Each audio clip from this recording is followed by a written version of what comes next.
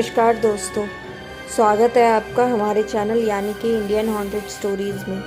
मैं लेकर आई हूँ आप लोगों के लिए जिन्नात की दुल्हन का दूसरा एपिसोड। तो कहानी आप एंड तक ज़रूर सुनिएगा। कहानी सुनने के लिए पहले मेरे चैनल को आप सब्सक्राइब कीजिए और हमारी स्टोरी को ऐसे ही प्यार देते रहिए। सुहागरात की रंगीनियाँ खलील के लिए अभिशाप साबित हुई। अपनी ज़िंदगी की बेहतरीन रात को जैसे उसके मुकद्दर से किसी ने छीन ली थी। गुलशन अपनी सजी हुई बेड पर किसी के साथ हम बिस्तर थी। उसकी हरकतें काफ़ी देर से खलील देख रहा था। वो अपने बिस्तर में इस तरह लौट रही थी जैसे कोई पके हुए आम को निचोड़ कर उसका रस पी रहा हो। बार बार उसकी गर्दन को ऊपर उठा लेना और आहें भरना, वो दर्दनाक चित्कार खलील के कानों में गर्म शीशा बनकर उतर रहे थे। उसके पैरों को ऊपर नीचे होते देख खलील बेजान सा हो गया। गुलशन उसके आगोश में इस वक्त वो होनी चाहिए थी। उसकी जगह कोई और उसके खूबसूरत बदन को आज मज़े से लूट रहा था। खलील कितना बेबस था कि उस नज़ारे को देखने के अलावा वो कुछ कर भी तो नहीं सकता था। वो सारी रात करवटें बदलता रहा। गुलशन को छूने का अब उसमें हौसला नहीं था। सारी रात उसने वो नज़ारा देखा। गजब की बात थी। ना गुलशन थकी थी, ना उससे रात भर खेलने वाला। खलील रात भर नहीं सोया।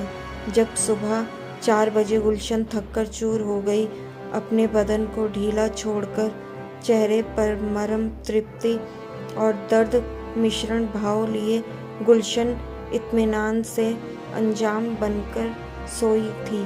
शायद उसको वो भी पता नहीं था कि उसके सारे ख्वाब जिंदगी में आई बेहतरीन रात ने छीन लिए थे। एक ही रात में उसने अपने जिगर के टुकड़े को कोसों दूर कर दिया था। उसने ये अनजाने में ही हुआ सही, मगर बहुत तकलीफ हुई थी खलील को। तब खलील ने हिम्मत जुटाई। सोफे पर सोकर उसका बदन दर्द करने लगा था। वो आहिस्ता से उठा। कमरे में हल्की सी रोशनी मौजूद थी। खलील और गुलशन के लिए सजाई गई बेड पर कुचले हुए फूल जैसे खलील के बिखरे अरमानों की तरह तीतर बितर हुए पड़े थे। अपनी बेड के करीब पहुंचकर वह गुलशन को टकटकी लगाए देख रहा था। उसके दोनों पैर चौड़े हुए पड़े थे। उसकी ब्रा खुली हुई होने से स्तनों की गोलाइयां बाहर झांक रही थी। उसकी खून से सनी पैंटी देखकर खलील की आंखें फटी की फटी रह गई। खलील को उस पर रहम आ गया। कितनी बेरहमी और बर्बरता बढ़ती गई थी उसके साथ। बेइंतहा मोहब्बत थी उसे खलील से, और वो मोहब्बत की वजह से ही खलील अपनी भीगी हुई पल के लिए जैसे आपसे नजरें चुरा रहा था। उसे अपने सीने से लगा कर चीखना चाहता था। आज अपनी ही नज़रों में वो जैसे गिर गया था। अपनी गुलशन के खुले बदन को लिबास पहनाने वो उसके कंधे की ओर झुका। उसके भीगे गालों पर अपने हाथ फेर कर खलील सहलाने लगा। वो सुकून से परिपूर्ण एहसास के साथ भरी नींद में थी। उसकी पलकों पर अपने होठ रखने खलील थोड़ा ऊपर उठा कि अचानक उसकी गोल बड़ी बड़ी आंखें खुल गई। इतनी बड़ी आंखें देखकर खलील ने घबराकर पीछे हट कर ली। वो अपनी जगह पर बिना हाथ के सहारे ऐसे उठकर बैठी हो गई जैसे किसी ने उसकी पीठ पीछे से धक्का लगाकर बैठा दिया। खलील को घूरते हुए उसने मुंह से बोल फूटे, पाबंदी लगा कर रखता हूँ मैं अपने नजराने पर। ये गुलशन भी मेरी, ये जलवा भी मेरा, क्या मतलब। अपने ही अंदाज में गुलशन को सुनना खलील के लिए हैरान कर देने वाली बात थी। तू इतना नादान नहीं कि हर बात का मैं जिक्र करूं। गैर की अमानत को छूने की गुस्ताखी ना किया कर। गैर की अमानत? खलील गुलशन की आंखों में देख रहा था। ये बोलने का तरीका गुलशन का बिल्कुल नहीं था। सारा लहजा ही अलग था। खलील के सवाल पर वो हंसने लगी। उसकी हंसी बढ़ती रही। खलील बहुत चक्कर सा उसे देख रहा था। इतना सब कुछ देखने के बाद भी तू मुझसे सवाल पूछता है? तो सुन, गुलशन तेरी नहीं मेरी खातून है। मैं उसके साथ था और मेरा निकाह हो गया है तुम्हारे साथ साथ इससे। खलील का चेहरा खौफनाक हो गया। उसने गुलशन की बड़ी बड़ी आंखों के सामने डटे रहकर पूछा, मैं जानता हूँ कि आप हजरत कौन हैं। जिन्नात हूँ बुज़दिल। तू अपनी औकात में रहना। याद रखना गुलशन अब एक जिन्नात की दुल्हन है। जिन्नात की दुल्हन। खलील देखता ही रह गया। वो कमर लचकाती हुई उठकर स्नानागार में घुस गई। उसकी तिरछी नजरें जानलेवा थी। खलील इस वक्त काफ़ी परेशान था। गुलशन उसके होश उड़ाकर नहाने गुसलखाने में चली गई थी। खलील शयन कक्ष में अपनी लाचार निगाहों में कमरे को देख रहा था। अपने शयन कक्ष को उसने खुद दिलचस्पी लेकर तैयार करवाया था।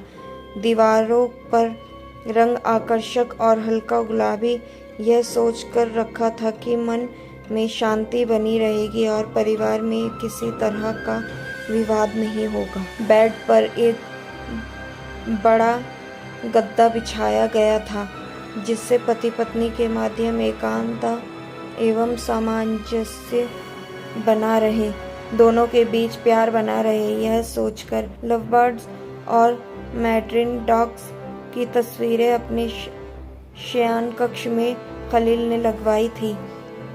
शयन कक्ष की दीवारें, पर्दे व आंतरिक साज सज्जा सभी गुलाबी रंग से रंगी थी जिसमें मन प्रफुल्लित रहता है। गोपनीयता शयन कक्ष का विशेष गुण है, अतः इसे आंतरिक एवं ब्रह्म व्यवधानों से मुक्त रखा गया था।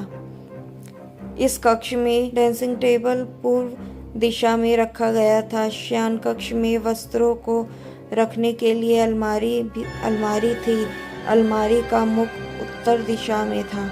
खलील का मानना था कि जिस अलमारी में कीमती आभूषण व नकदी आदि रखी जाए उसके दरवाजे उत्तर की ओर ही खुले तो बेहतर होता है। लेकिन सब कुछ आज उसकी सोच के विपरीत हुआ था। उसकी सारी उम्मीदें तार तार हो गई थी। अपने आशियाने को जिस अरमानों से उसने सजाया था वो सारे अरमान बिखर चुके थे और इस वक्त कमरे में मौजूद था दम घुटने वाला सन्नाटा। दीवारें चीख रही थी। पर्दों की सरसराहट कमरे में किसी की मौजूदगी का एहसास दिला रही थी। खलील ने कभी सोचा नहीं था कि उसकी ज़िंदगी में ऐसा तूफान भी आएगा जो उसने उस गुलशन के साथ में संजोए ख्वाबों को राख में तब्दील कर देगा। उसने मसूरी और नैनीताल की 5 स्टार होटल अपने हनीमून के लिए बुक करवाई थी। टिकटें कंफर्म थी। क्या क्या नहीं सोचा था उसने। जिंदगी के इन हसीन लम्हों को वो इस तरह जीना चाहता था कि वो पल अपनी जिंदगी में गुलशन और वो खुद ताउम्र न भूले। पर कुदरत को शायद यह मंजूर नहीं था। खलील ध्यान से इस वक्त बाथरूम के डोर को देख रहा था। शावर बात ले रही गुलशन इस वक्त पानी की बौछार से काफ़ी देर से जैसे खेल रही थी। पानी की बौछार की आवाज़ खलील के जहन में आग लगा रही थी। काफ़ी देर हुई तो खलील से रहा ना गया। वो कैसे उसके लिए बेफिक्र हो जाता, जबकि इस वक्त गुलशन को उसकी ज़रूरत थी। धीरे धीरे बिना आहट किए वो बाथरूम की ओर बढ़ा। उसकी धड़कनें तेज़ हो रही थी, दिल धाड़ धाड़ करके पसलियों से टकरा रहा था। वह परवरदिगार से यही दुआ मांग रहा था कि गुलशन का कोई और रूप देखने ना मिले तो अच्छा है। खलील जिन्नात से काफ़ी हद तक डर गया था। वह कुछ भी कर सकता था क्योंकि गुलशन उसके कब्जे में थी। उसके कहे अनुसार वो गुलशन से शादी करके आया था और खलील ने बहुत बुजुर्गों से सुना था कि जब कोई मुवक्किल किसी खूबसूरत औरत के शरीर में रहकर साथ साथ शादी के बंधन में बन जाता है तो फिर उस औरत के शरीर में से उसे निकालना नामुमकिन हो जाता है।